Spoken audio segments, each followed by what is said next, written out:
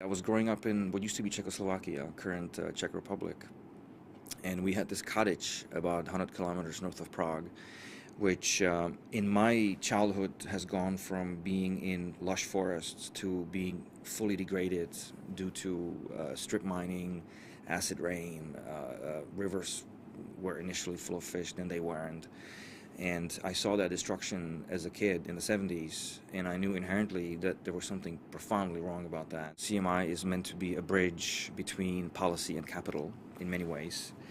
And I think the idea behind hiring a banker, i.e. me, was to accelerate that process and to really establish an identity for CMI which is sufficiently different from NRDC, so it doesn't duplicate what NRDC does, but it's also integrated. CMI should be working with oceans and with land use and the urban center. It should be a resource to the entire organization. We have three main areas of focus. One is efficiency, both from energy efficiency and location efficiency. Number two is we're talking to Congress about the about cap on carbon emissions, and cap and trade, dirty word these days, but some kind of a carbon market. How to structure it so that it's not open to abuses, that it's a market with integrity and has a transparent nature. And number three, we're talking about clean tech deployment. Charity is not big enough. Government itself is not big enough.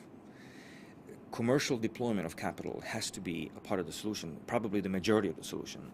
So how do you create market incentives or market constructs, contexts, or tools that this vast pool of capital, which is currently chasing yield and return and is doing all kinds of things which may be bad, can be redirected toward the set of outcomes which we all agree? If we can build a bridge which is constructive, which is not antagonistic, but brings capital to the table so that solutions, outcomes can happen and can happen profitably while helping the planet, then we'll have done our job well.